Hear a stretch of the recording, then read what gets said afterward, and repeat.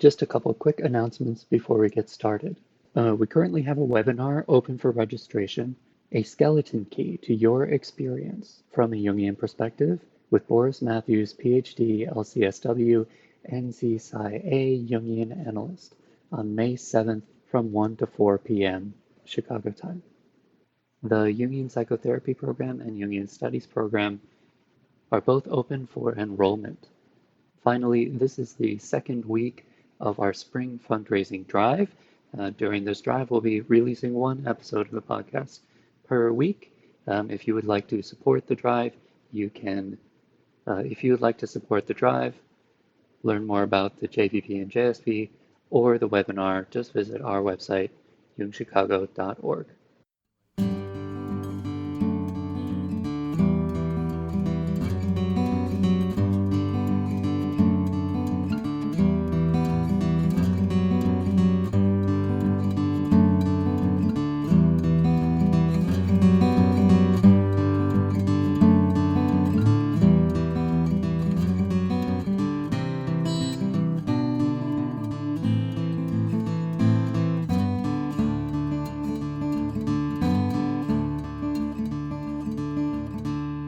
Welcome to the Jungian Anthology podcast from the C.G. Jung Institute of Chicago. Learning as a Path to Individuation. Interview with JPP JSP directors Adina Davidson and Andrea Gaspar Gonzalez. In this episode, Patricia Martin interviews Adina Davidson, PhD, and Andrea Gaspar Gonzalez, PsyD, of the upcoming Jungian Psychotherapy Program and Jungian Studies Program, about the process of individuation in this cultural moment. It's a lively discussion about self-development during moments of crisis. What is necessary to integrate painful realizations, and what happens if we don't? What do we need as individuals and groups to follow the individuation process, rather than retreating into persona? For those interested in the programs, both Adina and Andrea discuss their philosophies of teaching and explain what to expect. Before we get to the interview, I just want to read a submission from one of our listeners. Maria from Spain says, I discovered Jung and immediately felt identified with many of the things he wrote about dreams, synchronicities, and personality traits. After a while, I decided to reach out for a Jungian analyst as I had been going through a depressive stage in my life for some years. I was 40. I've been undergoing analysis since September 2019 and currently feel much better. I love the podcast. It is a privilege to have access to all of these lectures. Thank you. You are very welcome.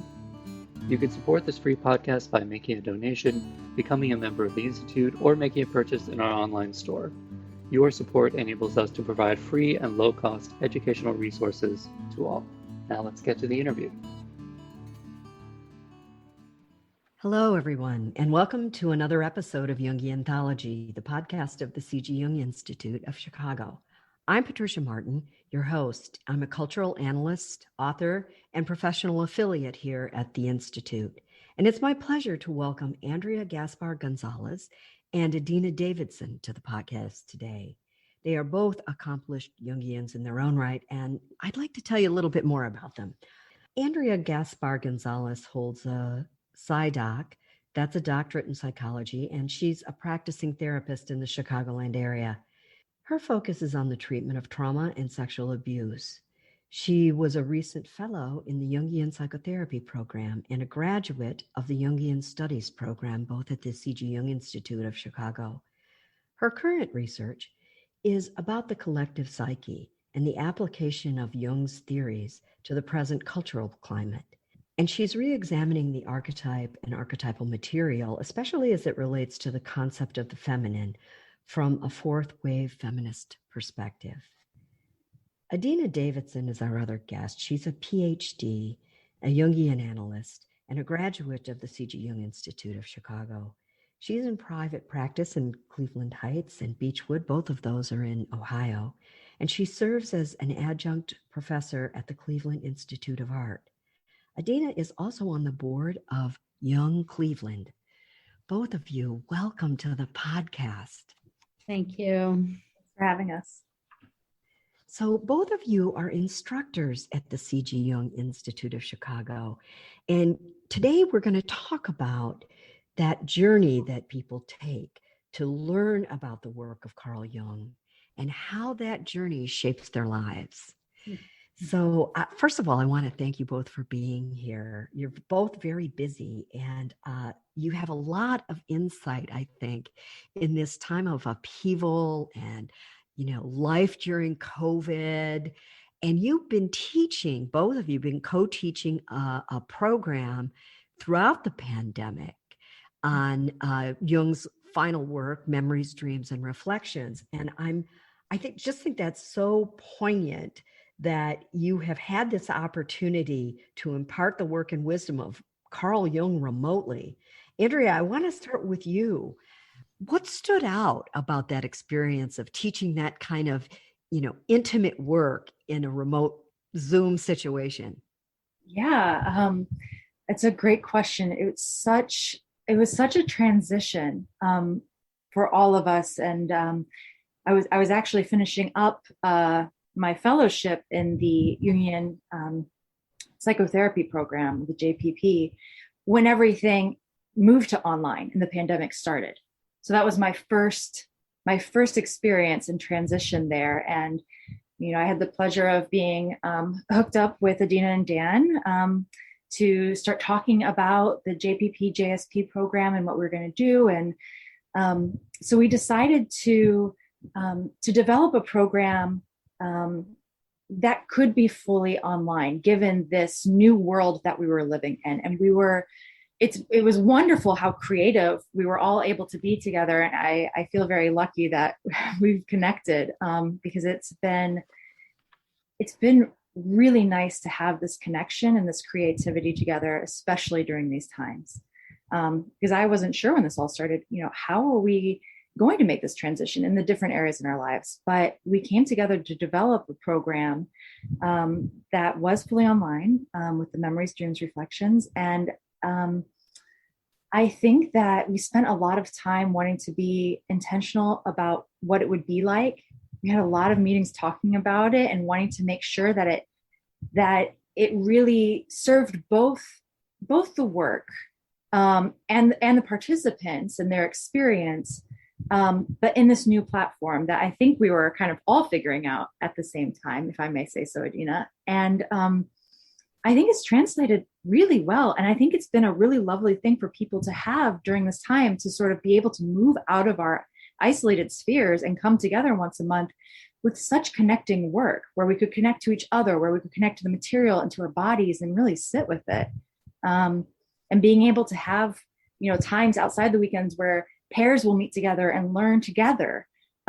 So I think it's provided a really great experience of connection in a time that really feels quite isolated for most folks. So that's fascinating to me that you were able to, through the Zoom platform, transcend that technology and deliver something that was very meaningful. And Adina, how did you see it? So for me, it really was an individuation process at lots of different levels. So I think that we very much, first of all, Memories, Dreams, and Reflections is about Carl Jung's individuation process. Yes. And everything that flowed from that. So we really consciously chose to use his individuation process as a lens that people could use into their own individuation processes.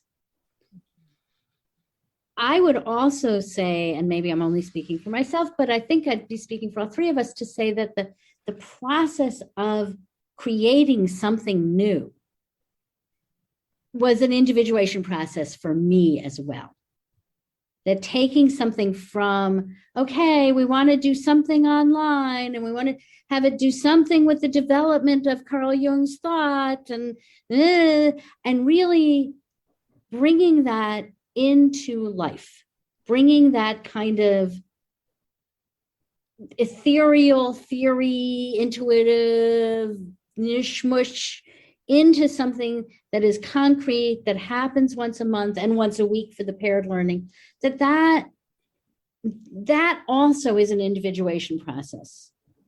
So you're saying that thinking about it, planning it, structuring it was its own individuation process. Absolutely. Because absolutely. I'm guessing what you're saying here, Adina, and I think you're saying something similar, Andrea, is that to do this, you had to put yourself in the shoes of somebody who was sitting in their living room or sitting in their study on a laptop trying to learn from you, right? For sure. And also, I think every time you take something from the realm of pure idea or pure archetype or pure intuition into concrete embodied life, that creative act is part of individuation. And so I think both creating this program and experiencing the program, being a participant in the program, were both avenues for individuation. How fascinating. I feel like I want to jump in here for some of our listeners, because we have so many listeners from so many backgrounds worldwide, and just kind of kick around definitions that we can all share about individuation, because it is one of Carl Jung's big ideas. And I'll go first. I'm willing to go first and say that, to me, it encompasses how we grow into ourselves, how we become a whole person, how we learn to connect our unconscious with our consciousness.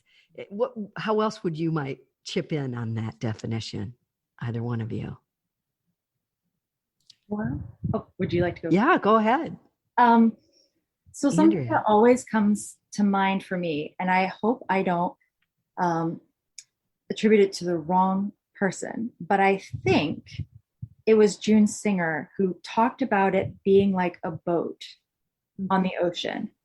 And if it's not June Singer, I'm so sorry for not remembering the right person, but that you are learning, basically you're learning about the boat and how to steer the boat. You're learning about the water and the currents and the waves and the wind. And you have to learn all of these pieces in order to be able to navigate and understand too, that there are parts of it that, a lot of it actually, that you're not in control of. You're just this little person holding on to this wheel of this boat on this massive ocean with this whole world around you that you have to come into awareness of to be able to navigate. And that there are all these different forces around you that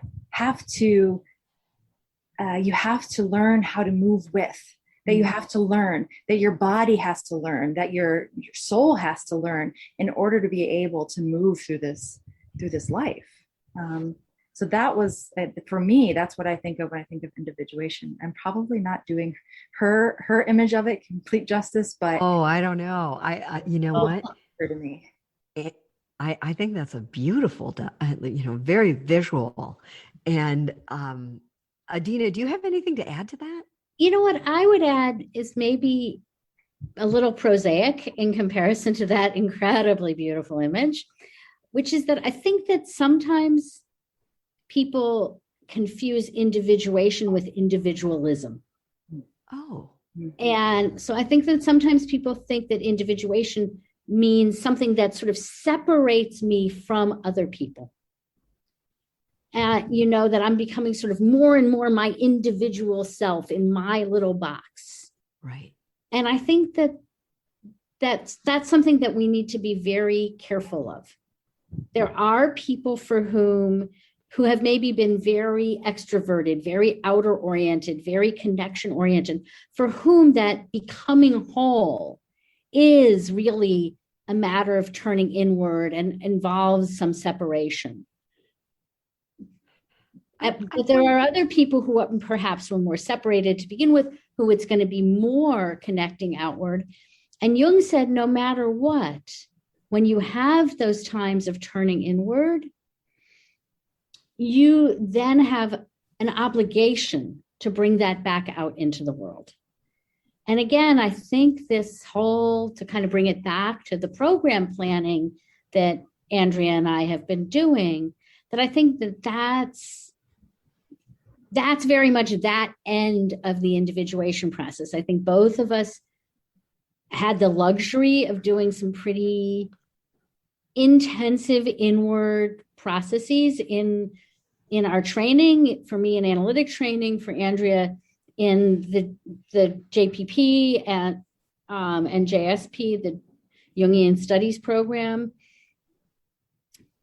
And then I think for both of us, that individuation process led us to bring what we encountered in our own depths back out into the world to share that. So, I also participated in the JSP JPP program, Mm-hmm. and one of the things that I recall so profoundly is the feeling of being in that community and having everyone on their own journey, individuating as they engage in Carl Jung's work. So I'm wondering, as you imagine now, you both plus your colleague Daniel Ross will be teaching that program. That's been a very long-standing, very successful program for the C.G. Jung Institute of Chicago. How are you envisioning it now? How are you reimagining it? And what can people expect from it? Well, I think one of the things actually is that we're going to have a lot of consistency with what has been. That I think we all felt like the basic structure of the program was really an incredibly valuable one for all of the people who'd been through it. And we wanted to retain that. So it's quite different actually than the Memories, Dreams, and Reflections, where we were creating something completely new.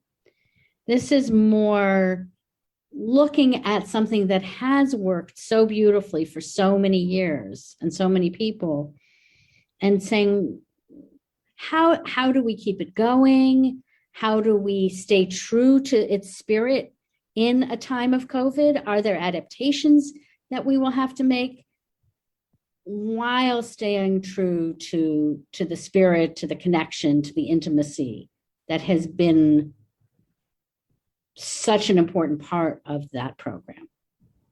Andrea, let me ask you about that too. Yeah, I mean, I agree with everything Adina said. We really wanted to make sure to honor the program as it is, while also adapting it as we needed to the times. Because I've been through it twice now, as a member of the cohort and as a fellow, and it's a beautiful experience. It's been extremely meaningful to me. It means a lot to me, and so we wanted to make sure to be able to do it justice, whether it was online, which may happen at the start, right? And as we transition then, to in-person when that happens. And so we wanted to think about, how do we translate while still keeping true to the program, translate this to Zoom, to online. We have that experience now of creating something brand new with the MDR through the Zoom platform. And I think that's given us a lot of insights going through that. Mm-hmm. And so we're taking that knowledge and we're taking the heart and the soul, I think, of the JPP and JSP program, and then moving it on. We're having a couple of different plans, kind of seeing how things go, as we have to be flexible with the pandemic and how things are and what's safe. But I think that we're doing justice to the program, whether it ends up starting online or whether it ends up starting in person.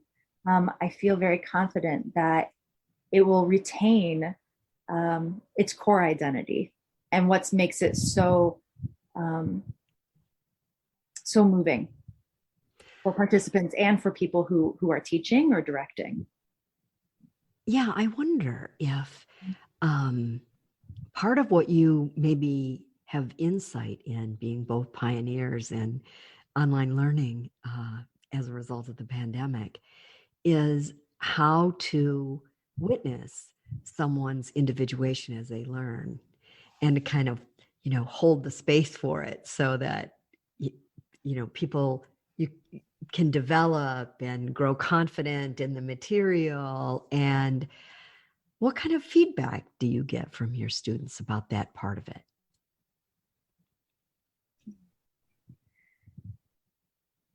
Well, I think one thing that's really important that we've been talking about, and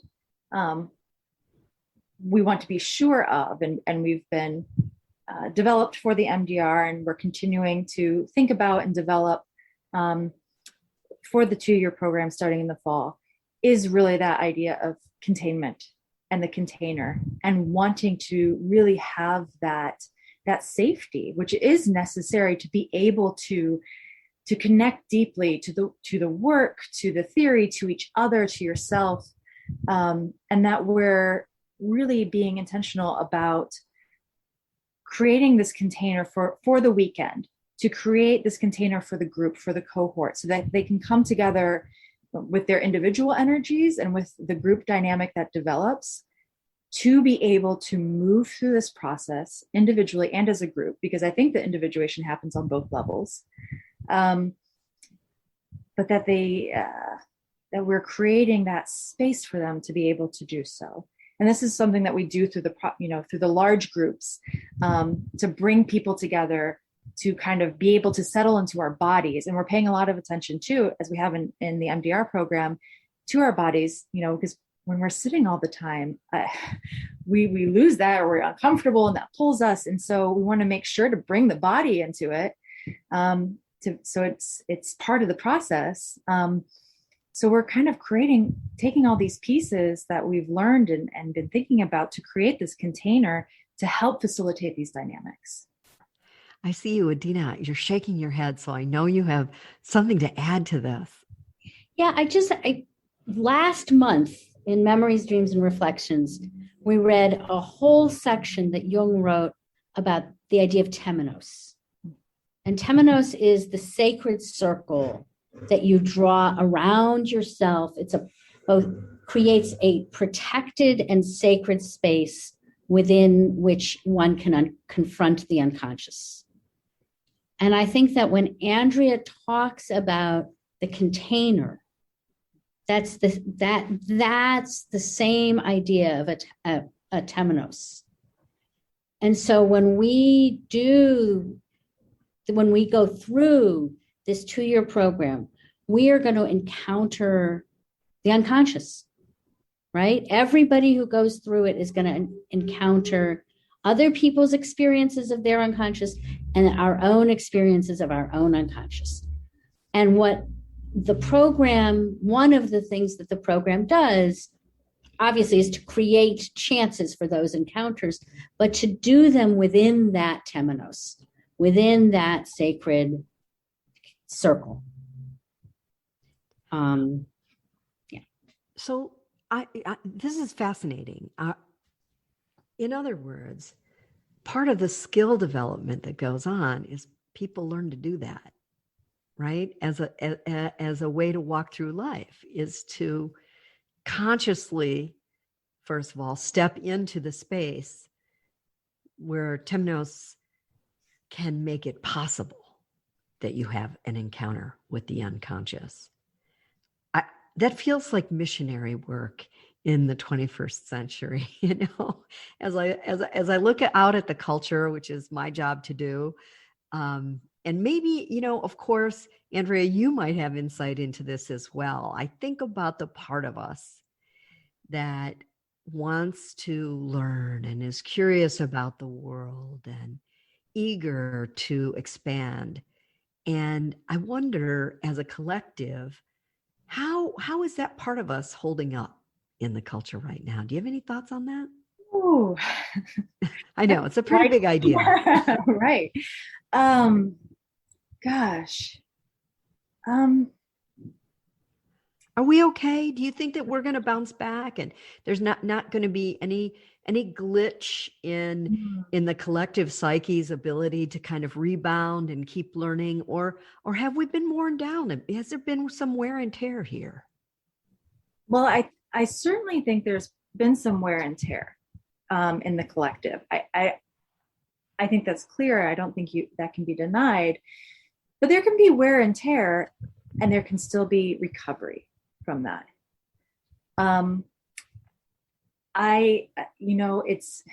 It's a hard question, because I will say that I hold both the light and the dark and the possibilities for both. I hope with all my being that we do recover.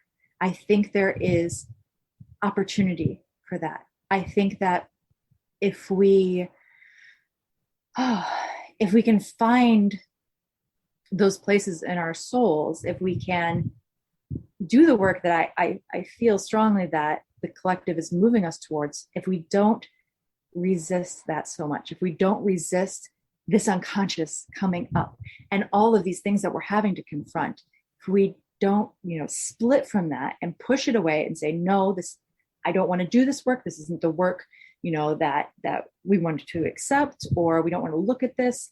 I think, there's a real risk, unfortunately, to that, and a lot of harm that comes through that.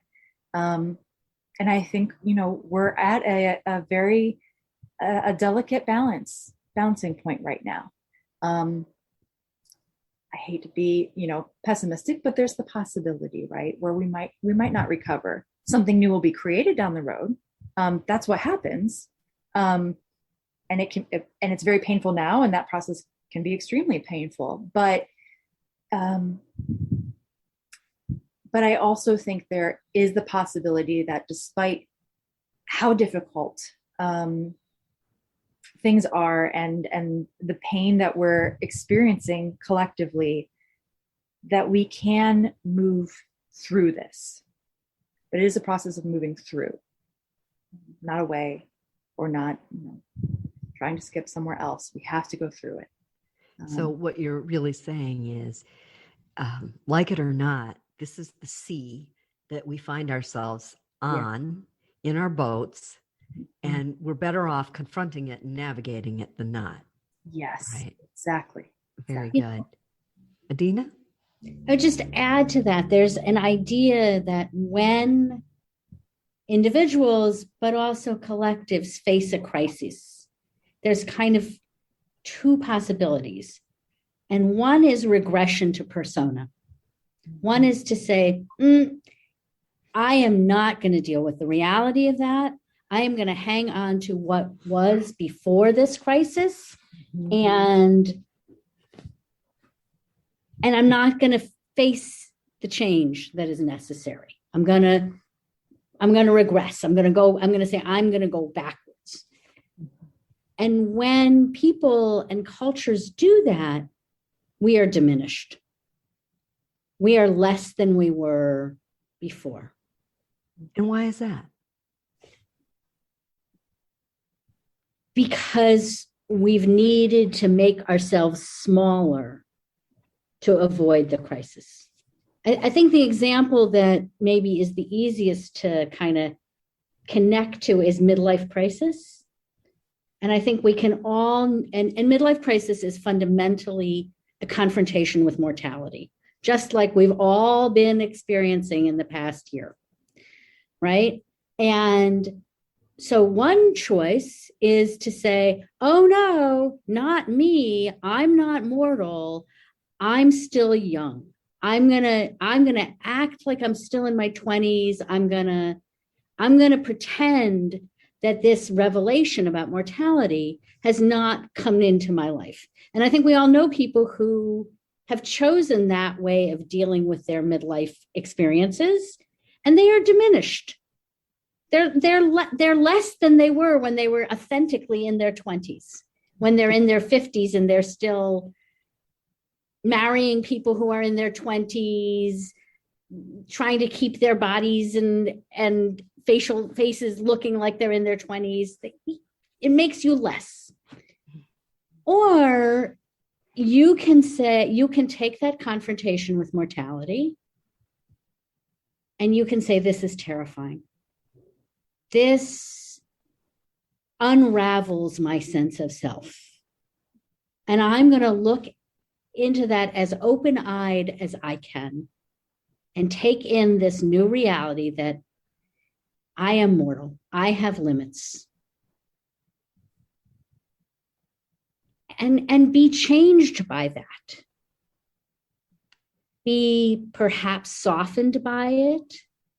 Be more conscious as a result of it. Rethink your priorities. And what is really, really important to me, because life is limited. And again, I think that as Andrea was saying, collectively, we're faced with that choice right now. We can regress to persona. We can go, okay, we're just going back to the way it was before. Or we can say, oh no, we are genuinely vulnerable in ways that we had not experienced ourselves collectively as being. And we can figure out what it means to soften, to be more compassionate, to be clearer about what our priorities are as a culture. I think it'll be fascinating to see if that conversation can be had, if people are ready for that yet. Are they standing in their strength enough to have the conversation, you know? And that's the hope, right? Because if you can have the conversation, then the growth occurs. If you can't, then the diminishment is inevitable. Well, and it seems to me that the persona was never intended to do all this work. It was never intended to do all this heavy lifting. Mm-hmm. You know, when I talked to the people in my research cohort about how much time they're using online, spreading the persona as thinly and as broadly as it possibly can be stretched, and they're suddenly feeling all of these side effects. Mm-hmm. And so I think about this, and I think about the future of Jungianism. Like, why study Carl Jung now? Why is it important for you to teach it and people to learn it? I'm eager to hear what either one of you might have to say to that. Again, because I think that this idea of consciousness that's the hope. That if we can be conscious and present to our own experiences, including, if I'm going to be honest, what's been a very dark year. But if I can be conscious and present to my own experience of that dark year, then something new can come out of that. And if I cannot be conscious and present, then, as you said, I'm just going to lean on persona, and it's not persona's job to do that. It's too much to ask, you know. So I think that's at least part of what Jung brings to scary, difficult times.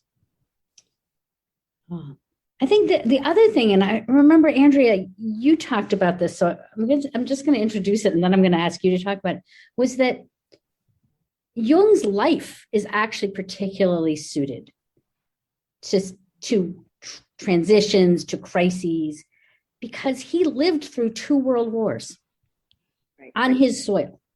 And I'm going to, like, if you want to expand on that, because I'm really stealing that idea from you, Andrea. No, that's okay. Yeah, I mean, I think that, you know, we are all informed by our experience, and Carl Jung is no different. And so how he managed to, I think,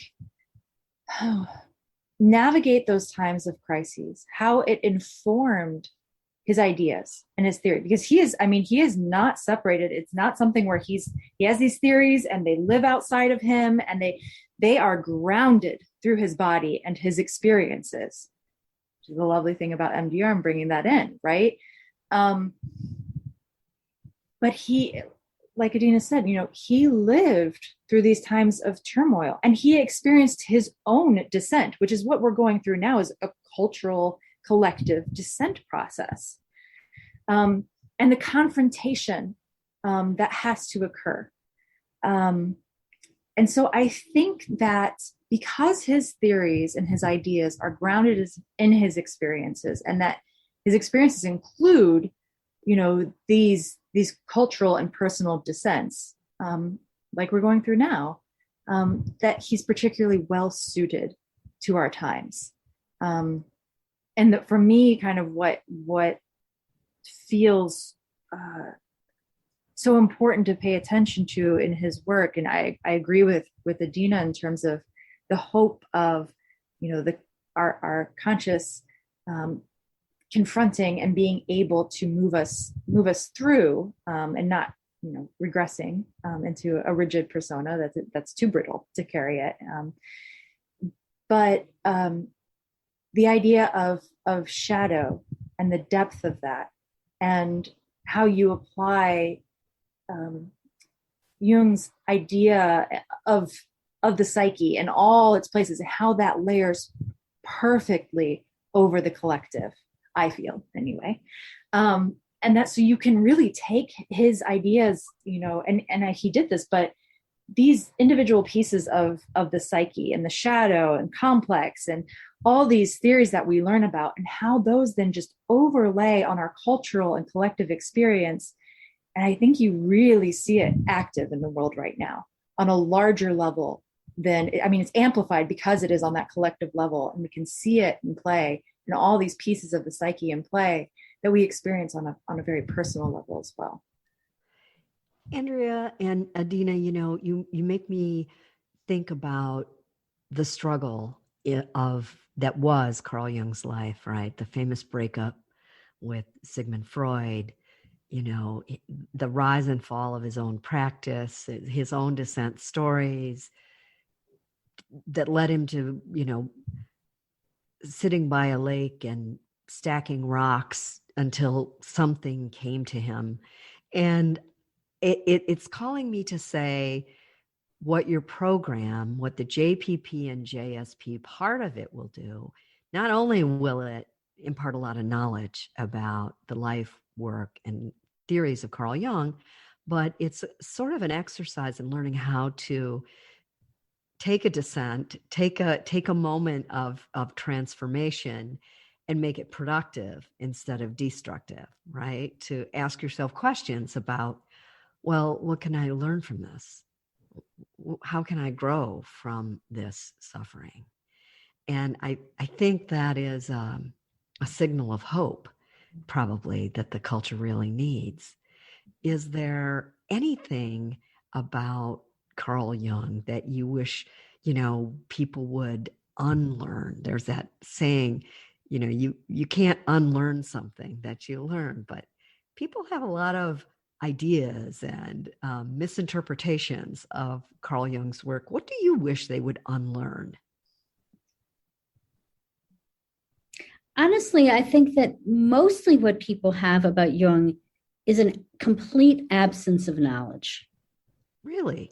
I do. I think that, when I tell people that I'm a Jungian psychologist, everybody goes, oh, a Jungian psychologist, like for the UAW or something? And I think about my own introduction to Jung, which was when I first started teaching at the Cleveland Institute of Art. The chair of my department said, well, I was teaching psychology classes, and he said, you need to teach Jung and Lacan because they're art students. And I'm like, I never heard of Lacan. And I had one class on Jung, not one class, literally one 50-minute class on Jung in my intro psych class, my freshman year of college. And nobody ever mentioned him again. And I would never have known that there was a psychological theory that encompasses so much of human psyche. I only encountered psychological theories where you sort of have to chop off big blocks of what it is that makes us human to fit the theory. Mm-hmm.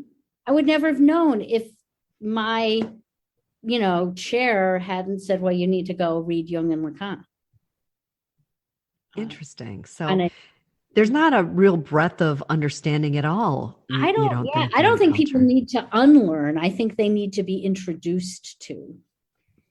And how about you, Andrea? I would tend to agree with that. And I think if there's anything to, I don't necessarily think unlearn, but learn or soften, is to have an openness. Because I do think that there is, I had a very similar experience. Jung was very briefly discussed in my doctoral program. And sometimes, sort of brushed aside, some of the, the brushstrokes in terms of, mystic, psychotic, those maybe are the things to unlearn or to open, right? Mm-hmm. To say, okay, well, and what does that mean? Right. Let's unpack that. Exactly. And so I think really it's more about having a stance of openness, having a softening and a willingness to take in kind of the rather new information to a lot of people, I think, because it does, as Adina said, like it's wonderful to have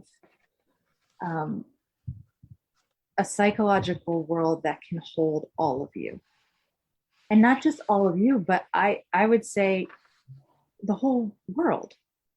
It's not just a psychology for an individual. I mean, I don't think. It encompasses how we connect to others. It encompasses culture and anthropology and, collective realms and how we all fit together.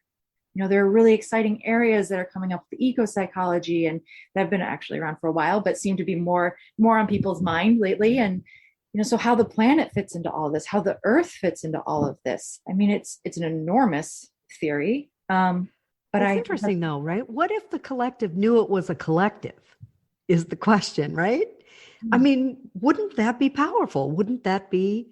Mm-hmm. So class by class, student by student, I guess you're chipping into that. You're adding to the collective, knowing it's a collective, and that there's strength and vitality in that idea, and that what we think about and put into that collective affects everyone. It's sort of it's a way, I guess, to look at the future. And I want to ask you both, because I ask everyone this question.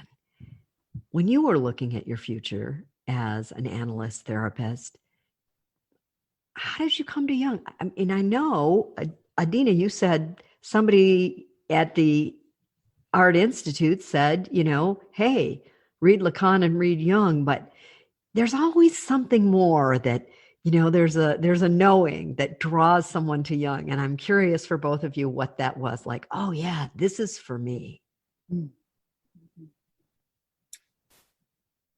Well, I mean, for me, once I got the assignment, and I'm a good girl, so I'm, if my boss says do X, I'm going to at least try to do X, right? So once I got the assignment, I realized I could not make head nor tail of Lacan, and I had no idea how to teach it. And I've never made head nor tail of Lacan, so didn't do anything with that. But that the thing that just entered my heart with Jung was this sense that spirit, that something bigger than ourselves has to be in the room for healing and growth to happen. And that is an integral part of an understanding of human psyche. And what about you, Andrea? Yeah. To take us out on your knowing moment. Yeah, it's an interesting thing, because I often wonder about it myself, where it's like, how did this journey begin exactly? And I can't quite pinpoint it, but it was very I guess I could say very synchronistic, which is another part of Jung's theory. But really, all of these things came together in my life sort of at the same time, pretty much by chance. So I was working on my dissertation. I was in the beginning stages of coming up with my proposal, and I had an idea of wanting, to study a certain thing. And someone's like, well, have you read much about Jung's idea of shadow? So I came into Jung through shadow and that concept. And at the same time, I started my own individual therapy process. And I searched, for someone who had some Gestalt background, but it turned out that they were a Jungian analyst. And then at the same time, let's see what's kind of going on with Jung in Chicago. And I found the Institute. And so while I was in my graduate program, I applied for the JSP, the Jungian Studies program, and I started that. So it was all these things coming together at the same time. And for me, it was like, it's really connected to my soul. It was the work of my soul. And it felt like just dropping down into this realm that I knew existed, but I didn't have language for. I didn't have a map exactly. And suddenly finding myself in this space and realizing how vast it is and how interconnected it is. And it just all made sense to me, reading Jung and being like, someone else thinks this. This is how the world works. Exactly. Right. And that really was just like, okay, well, this is home. This is home. And I don't know if this is true for you, Andrea, but it was for me. Not just did it give me language for talking about soul and spirit, but it gave me permission to talk about soul and spirit as it relates to my work as a therapist. Yes. That it wasn't something that had to be shut off in, for me, synagogue, but something that really was an integral part of human psyche that enters into everything in our lives. Yes. I love, exactly. It makes me wonder if that's why people really show up in your classes, because there's something liminal about to happen. Their souls know it, and they draw them to the Institute. And for people out there who are listening, first of all, I want to thank both of you for a wonderful interview. Thank you so much. And I want to give people information about how to apply for the JSP and JPP program. If you go to the website, jungchicago.org, and download an application, download the information. Applications will be accepted until July 1st, 2021, and the program begins in the fall. And it will be a hybrid. Is that correct? It's a hybrid to start, and it will hopefully grow into weekends where people actually meet in person. Do I have that right? What I would say is that we are going to follow CDC guidelines for safety. Very good. So when it is safe for us to gather, we will gather. And when it is not safe for us to gather, we will gather virtually. Perfect. Thank you all very much. And I give you great marks for how you've set the program up, and I'm sure many people will benefit from it. Thank you so much. This was really, you're a wonderful interviewer. That was really great. Yeah, thank you so much for the conversation. It's been great. So thank you. Yeah, I enjoyed it as much as you did.